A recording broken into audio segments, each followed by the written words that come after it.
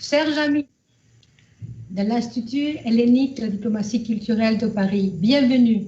C'est notre première interview, présentation d'un livre qui est exceptionnel, écrit par des gens exceptionnels, des écrivains hors pair, qui sont ici présents, qui ont accepté notre invitation et que nous remercions dès maintenant d'avoir donc ce plaisir et honneur de les recevoir, Monsieur Dimosthenis Davetas et Monsieur Simard. Bonjour, merci d'être venu. Bonjour donc, à vous. Monsieur Davetas est un professeur à l'université de Sorbonne 4. Il enseigne la philosophie de l'art et en même temps il est poète, écrivain et artiste peintre avec des activités culturelles très attendues entre la Grèce et la France. Et Monsieur Simard, écrivain aussi, donc co-auteur du livre Alexandre le Grand, le fils de la Grèce. Un livre que j'ai lu avec beaucoup d'émotion puisque j'ai découvert des facettes que je ne connaissais pas et que je vous propose effectivement aujourd'hui de découvrir quelques aspects qui vous inciteront, je l'espère, de le découvrir aussi en librairie et de prendre plaisir de le découvrir aussi en lecture. Monsieur Davetas, quelques mots sur votre activité déjà. C'est important de connaître comment vous passez votre temps pour vous instruire aussi vos lecteurs et qu'est-ce que effectivement vous a amené à travailler avec Monsieur Simard sur l'évolution donc de votre réflexion sur Alexandre le Grand et réussir à faire un livre comme celui que je viens d'annoncer. D'abord, merci pour l'invitation. Ensuite, juste un élément qui est important. J'ai fait des séminaires à Paris 4, mais l'école principale, l'université principale où je travaille, c'est les IESA, Institut des études supérieures d'art. Juste ça pour que les spectateurs comprennent bien exactement mon activité. Ensuite, disons que moi je connais M. Simard depuis assez longtemps et on a toujours dit qu'on devrait faire des choses ensemble. On ne savait pas comment les choses vont évoluer et alors à un moment donné je lui parlais, il m'a parlé du désir de voir un peu l'Antiquité d'une manière plus contemporaine, d'un regard beaucoup plus moderne, qui est justement de rester sur la gloire archéologique des choses. Et alors, donc, Alexandre le Grand est apparu comme une chose assez importante, vu un peu le petit querelle qu'il y a aussi entre Skopje et Macédoine, tout ça. Ça a provoqué un intérêt de ma part, mais ça a provoqué, je crois qu'il va vous le dire aussi, en provoquer un intérêt de la part de M. Simard. Donc, on s'est mis à travailler et donner, justement, créer un Alexandre qui est un Alexandre pour tout le monde. Il est de culture grecque, mais en même temps, il est un universel. C'est un homme qui est moderne. C'est un homme contemporain, que chacun de nous pourrait être aussi un petit Alexandre, et pas forcément quelqu'un qui est lié à un esprit nationaliste ou un esprit, si vous voulez, fermé dans les frontières. Voilà, comme première réponse. Parfait, très bien. Ce qui est important dans ce livre et qui m'a incité de me proposer la présentation, c'était surtout votre collaboration tous les deux. Nous avons un écrivain français, M. Simard, qui s'occupait en fait de plusieurs sujets, notamment concernant la jeunesse. Il a écrit plusieurs livres que je laisserai d'ailleurs exposer lui-même pour nous donner une idée sur son activité. Mais vous aussi, en tant qu'écrivain donc franco-grec, ce qui est important donc c'est cette bilatéralité entre vous deux qui fait qu'on a une union un petit peu atypique et malgré votre point commun qui est l'écriture des livres, d'écrire finalement un livre sur un gros important en politique de notre antiquité mondiale, Alexandre le Grand. À travers effectivement de votre livre, on découvre un autre personnage qu'on ne découvre pas dans les livres classiques de l'histoire qu'on peut voir aux écoles ou aux universités. Et donc, c'est ça que je voudrais que M. Simard nous explique, comment lui-même a vu cette inspiration venir en lui pour aboutir à l'écriture de ce livre. Oui, rebonjour. Oui, j'ai écouté la présentation de Démosthène. Et pour vous répondre, je dirais que ce qui nous a rapprochés, en fait, on parlait de culture grecque et française, mais c'est aussi quelque chose de plus intime, c'est la relation au père qu'on a vécu tous les deux, je dirais, de manière très forte, et que l'on a partagé depuis une trentaine d'années. Et je me demande si justement c'était pas cette relation que l'on a évoquée ensemble et partagée, qui n'a pas aussi contribué à nous questionner sur notamment le rôle du père chez Alexandre le Grand. Je sais que dans les premières discussions qu'on a eues avec Démosthène au sujet d'Alexandre le Grand, c'était quelle était la place de Philippe. Quelle était la place de Philippe? Il a perdu son père jeune, comme nous en fait.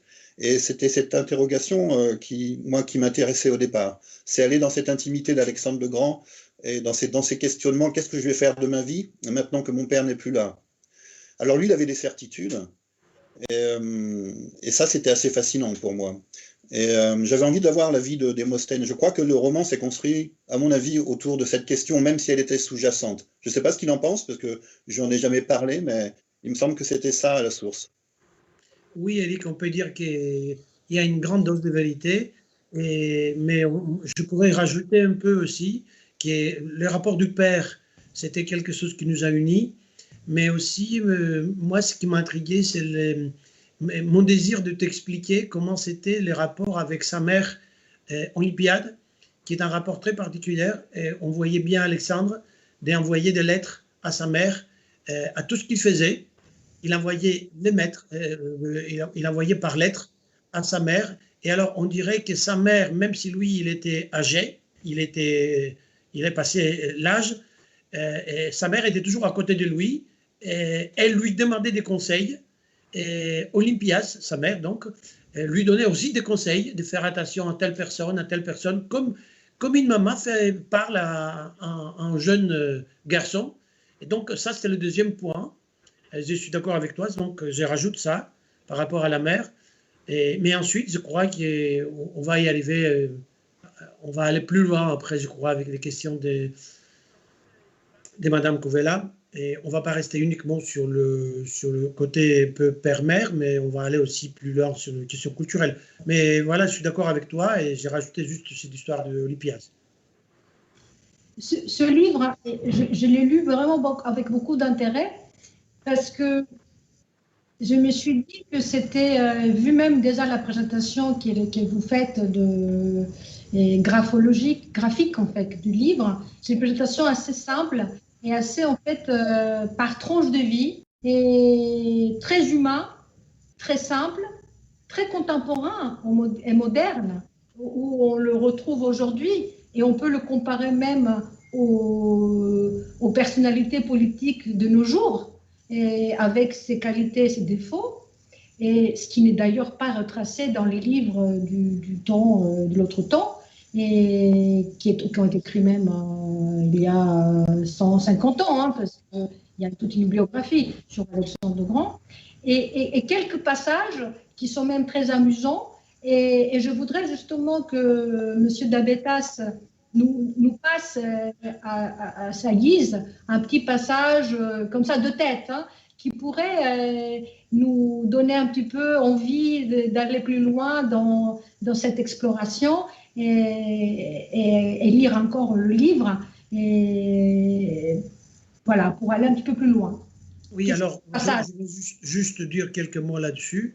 C'est-à-dire que l'important, c'est qu'on était en train de discuter avec Eric Simard, c'était que, contrairement à l'idée que nous avons d'Alexandre, qu'il est vraiment uniquement un grand conquérant, quelqu'un qui a fait de la guerre, et on le présente principalement comme un grand guerrier, derrière ça, il y a complètement une autre image qu'on a voulu révéler, une image d'un être humain très cultivé, avec beaucoup de principes, un roi philosophe, c'est-à-dire comme Platon et Aristote rêvaient toujours un chef philosophe, un chef soleil, un roi soleil, mais plutôt un roi philosophe. Et alors comme ça, Alexandre, il a incarné à ces périodes-là un désir d'une philosophie grecque qui est partie depuis Socrate et qui est arrivé à la fin de cette période avec Aristote.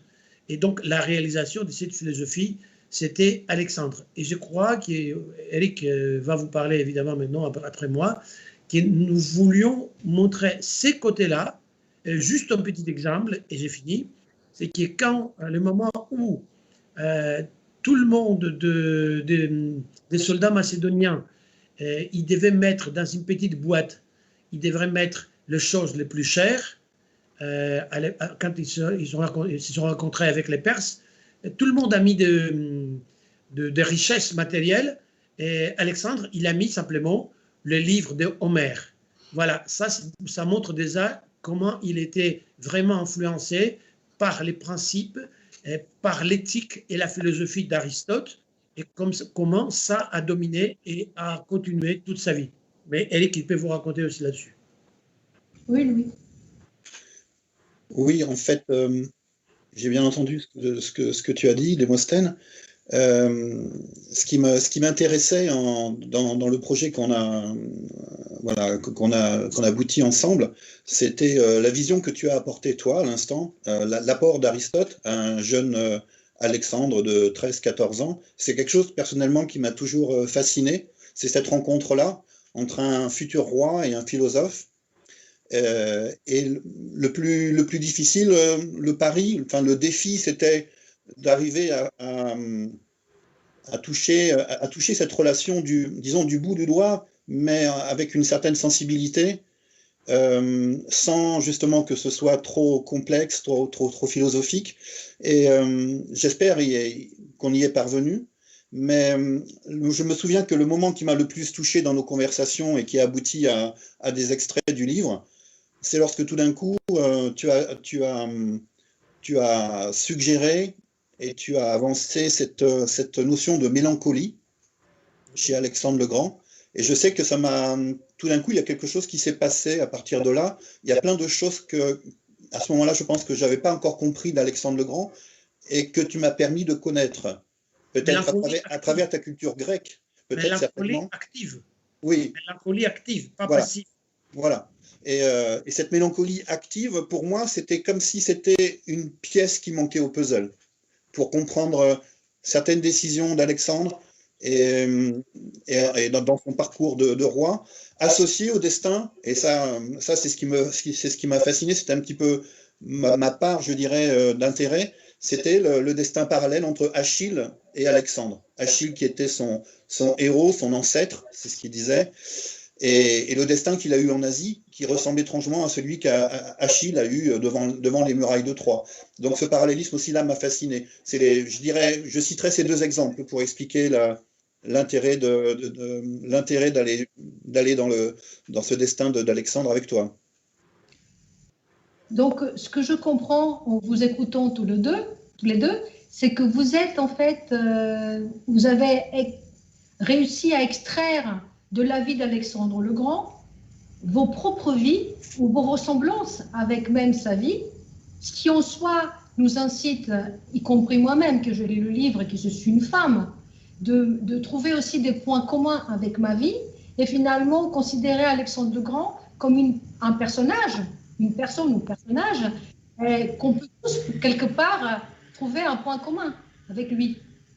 Et donc, ce qui est extraordinaire, c'est que vous rendez Alexandre le Grand très humain, quelque part vous le détachez en fait de sa gloire et de sa notoriété pour le rendre donc assez humain avec ses qualités et ses faiblesses, mais tirer quand même sa force par les philosophes grecs et par Homère, le grand poète de tous les temps, qui effectivement, il avait retenu dans le cœur d'Alexandre le Grand toute une attention particulière, et finalement d'arriver à tous être à une compréhension très globale et très humaine de ce qu'il a vécu et comment il est.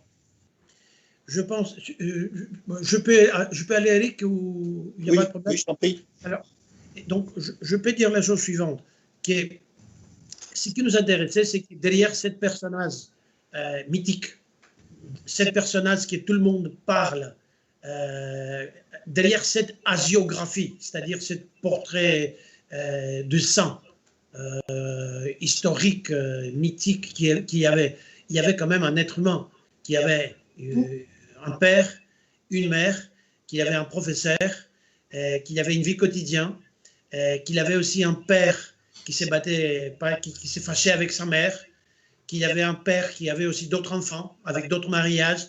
Alors, ces personnages-là, comment ces personnages, il a réussi à trouver un équilibre à travers toutes ces grandes contradictions, et comment il a réussi à garder toutes les valeurs humaines, aujourd'hui humanistes, on parle, et les mettre et les réaliser, ça c'était la grande question qui nous a préoccupés. C'est-à-dire montrer l'Alexandre comment philosophe en action. C'est ça qu'on a voulu faire. C'est ça, avec aussi cette dimension de modernité, à savoir d'aller au-delà des clivages des cultures, de réunir les cultures. Et ça, c'est au IVe siècle, avant Jésus-Christ, avancer dans la vie au poste où il était, avec cette volonté qu'il a eue de marier ses généraux avec les princesses perses, mèdes. Enfin, c'est quelque chose je trouve, de très troublant, de très émouvant. Ce que je voulais dire aussi, c'est que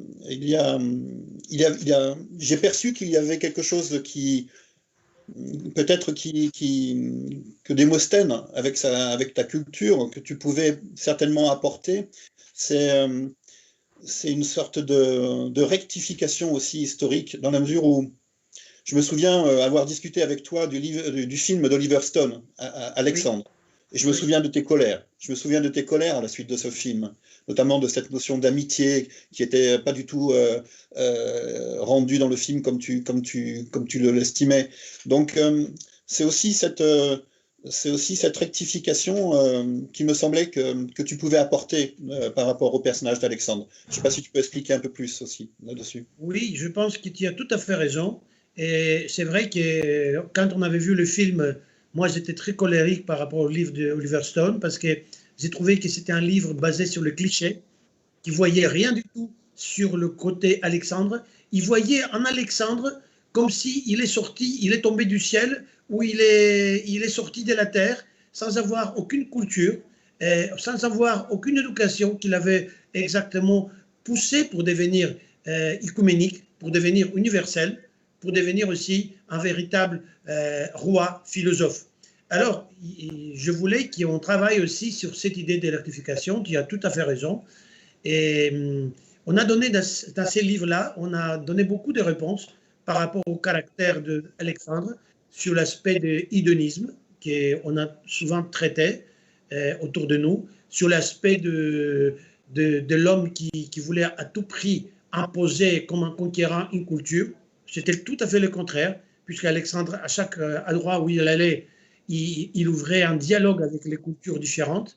Donc, c'était complètement les dialogues des cultures qu'il voulait proposer. Et donc, il y a beaucoup d'autres choses qu'évidemment, il faut laisser le lecteur découvrir. Mais je pense que c'est un petit bijou, ce livre, parce que dans peu de pages, et avec beaucoup d'énormes matières devant nous, on a bien choisi les éléments pour créer un portrait. Comme un peintre, il choisit à trouver les couleurs qu'il faut, les lignes qu'il faut, les regards qu'il faut. À travers les regards de portrait, on découvre son psychologie, ses inquiétudes intérieures qu'on ne voit pas immédiatement. Je crois qu'on a marché sur ces directions, créer un portrait littéraire, un petit portrait littéraire d'Alexandre, où tout l'âge, c'est-à-dire de jeunesse jusqu'au grand, peut s'y retrouver, à la fois par une narration facile et surtout par un regard philosophique simple, compréhensible. Je posais la question, en fait, en étant tous les deux écrivains assez occupés, avec des parcours parallèles, parfois même différents, et comment vous étiez accordés tous les deux pour écrire ce livre dans votre, donc déjà réflexion, inspiration, et matériellement parlant aussi. Donc c'est très intéressant puisque vous êtes aussi tous les deux, et même si M. Davetas il vient souvent en France, je crois qu'il vit entre les deux pays, et vous, vous êtes français, et même si vous pouvez aller souvent en Grèce. Et c'est très intéressant aussi, ce qui m'a attiré beaucoup, m'occuper aussi de ce livre, cette collaboration entre vous deux, écrivains-auteurs. Oui, je vous dirais qu'il y a des heures d'enregistrement, de dialogue, parce que il est important pour nous d'avancer dans le dialogue direct. Et ce sont les échanges qui ont nourri le livre, en fait. On se retrouvait ensemble, que ce soit dans des cafés ou autres, mais c'est la suite de ces enregistrements et de ces dialogues à partir de la vie d'Alexandre qu'ont été choisies les lignes directrices, qu'ont été choisis les moments importants. Et c'est dans la discussion que se sont révélés des passages, je trouve, importants du livre. Alors, je ne sais pas si Démosthène pourrait confirmer ça, mais en tout cas, c'est cet échange direct, à mon avis, qui a été profitable. Pour moi, c'était une expérience très intéressante parce que pour l'instant, j'avais justement collaboré uniquement en peinture avec deux peintres devant un tableau. Là, je me retrouve avec un écrivain. Alors, la question du texte, de la langue, ça s'impose, mais pour ces livres, on avait un petit problème, c'était le problème du temps. On devrait les finir à temps, parce que si nous voulions que les livres sortent au mois de juin, avant l'été, il fallait donner les manuscrits, donc au mois de janvier, je crois, quelque chose comme ça, février. Donc, qu'est-ce qu'on a fait? On a fait l'enregistrement. L'enregistrement avait quelque chose de très vivant et spontané. Donc, en écoutant l'enregistrement, on a découvert qu'il y avait de très bonnes choses qui sortaient complètement du contexte traditionnellement historique et traditionnellement cliché des choses qu'on connaît sur Alexandre. Et ensuite, sur le fait qu'il fallait aller vite, Eric, il a mis beaucoup plus de temps en français par rapport au texte, et pour avoir une unité au niveau du langage. Et donc, la version finale, si vous voulez, contrôlée et maîtrisée en français, ça a été fait par Éric Simard, pour gagner du temps et pour ne pas passer par lecteur, etc., etc. Mais par contre, après, une fois que le lecteur a vu le texte, ensuite on s'est remis tous les deux devant le texte et on a apporté encore de corrections. Donc, si vous voulez, c'est un travail complémentaire, un travail qui nous a permis à s'approcher tous les deux, beaucoup plus qu'une amitié qu'on avait, puisque je suis venu chez lui, il est venu en Grèce, et on s'est retrouvé à Paris plusieurs fois, et il a dormi chez moi, ensuite on est allé dans les cafés. Alors là, on avait une vie commune pour un projet commun, et on a fait un livre commun, un livre à deux. C'est très bien. Justement, je voulais vous poser la question par rapport à votre œuvre à tous les deux, de chacun de vous deux plutôt. Et Monsieur Simard, donc tout à l'heure, vous m'expliquiez que vous avez eu des sujets un petit peu différents à voir, à traiter et à retracer dans votre vie d'écrivain. Et est-ce que, donc, pour vous connaître un petit peu plus, parce que c'est important pour découvrir un livre, de connaître aussi un petit peu la vie et l'œuvre des écrivains, des auteurs, est-ce que vous pouvez nous dire un petit peu plus sur votre œuvre actuelle, ce que au moment où vous écrivez, même du passé aussi? Alors, moi, les premières choses que j'ai écrites étaient immédiatement liées à mon enfance. Et donc, très vite, lorsque j'ai adressé mes textes aux éditeurs, je me suis rendu compte que je serais édité surtout en littérature jeunesse, parce que j'ai un style qui va rechercher la simplicité, plus que le côté compliqué. Et donc j'ai publié plusieurs dizaines de romans en littérature jeunesse. Mais en ce qui s'agit, dès qu'il s'agit de l'histoire, parce que je suis un passionné d'histoire, j'ai écrit des biographies qui là sont des biographies qui nécessitaient une sorte d'enquête, d'approcher la vérité des personnages. Et ça, c'est quelque chose qui me plaît beaucoup et que j'ai réalisé avec Martin Luther King, Rosa Parks, Marie-Antoinette. Donc j'ai publié des biographies en littérature générale, on peut dire. Donc voilà, disons que ce passé d'écriture, je pense, allait converger naturellement, je pense, vers Alexandre le Grand, qui était l'un des héros phares pour moi dans mon enfance. Et comme je parle énormément de mon enfance, je sentais qu'avec la collaboration de Démosthène d'Avétas, il allait sortir quelque chose de fort sur ce personnage. Si vous voulez, moi, je peux vous dire quelques mots aussi sur Bien sûr. mon propre itinéraire.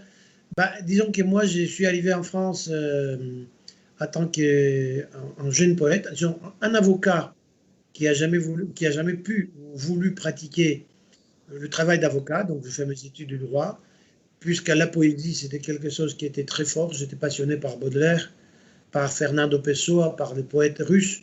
Donc je suis arrivé à Paris. J'ai travaillé très vite pour le journal Libération. J'étais un critique d'art pendant au moins 12 ans pour le journal Libération, donc pour le grand public français. Mais ensuite, je suis devenu professeur, j'ai passé ma thèse, j'ai publié des romans, j'ai écrit beaucoup de livres sur la théorie, etc., etc. Mais je peux dire que tout ça, tout ce que j'ai fait, je l'ai fait dans l'esprit d'une poésie. C'est-à-dire, comme il disait Kandinsky dans son livre Le spirituel dans l'art, quelqu'un qui écrit sur l'art, par exemple, il ne peut pas écrire sur l'art si lui-même il n'est pas un poète. Sinon, il risque de faire juste un texte qui ne sera pas trop créatif, mais ça serait simplement texte historique. Et comme moi, je voulais faire des projets créatifs, c'est-à-dire, comme il a dit Eric tout à l'heure, de faire aussi des biographies fictives, romanesques, ou des choses comme ça. Et alors, dans ces cas-là, il fallait toujours que la poésie soit le moteur qui me pousse à approcher des sujets différents. Donc, je vis en tant que peintre, en tant que poète, en tant qu'écrivain, en tant que professeur et en même temps en tant qu'analyste politique, puisque j'étais conseiller du Premier ministre Anthony Samaras, ex-Premier ministre, et j'ai un journal où j'écris dans longtemps, toutes les semaines, un reste. Très bien, justement, donc on va venir juste à l'épilogue de notre aujourd'hui rencontre assez intéressante sur le visage à découvrir en lisant le livre d'Alexandre le Grand, le fils de la Grèce. Et pour nous ouvrir un petit peu plus l'appétit sur votre prochain livre à édition, et il me semble que vous préparez tous les deux un livre sur les origines grecques de Napoléon. Donc, on parle donc d'une autre grande personnalité mondialement connue, politique et pas que politique, de Napoléon, qui va donc, en sens inverse, s'intéresser peut-être un petit peu plus aux Français, mais toujours avec un esprit grec et assez combatif, critique de Monsieur d'Avétas. Donc, est-ce que vous pouvez nous parler un tout petit peu, sans trop dévoiler votre projet de façon intégrée? Quelques mots, moi je peux dire, ensuite je crois Eric peut dire. Je peux dire que le jour où on a découvert tous les deux, d'abord moi, et après j'ai passé ces découvertes à Eric, que Napoléon, sa famille, du côté de son père, il y avait forcément des liens très forts avec la communauté grecque des Corses, à Cargès, qui venait exactement, c'est une communauté qui venait des Mani. Et donc là, on s'est intrigué.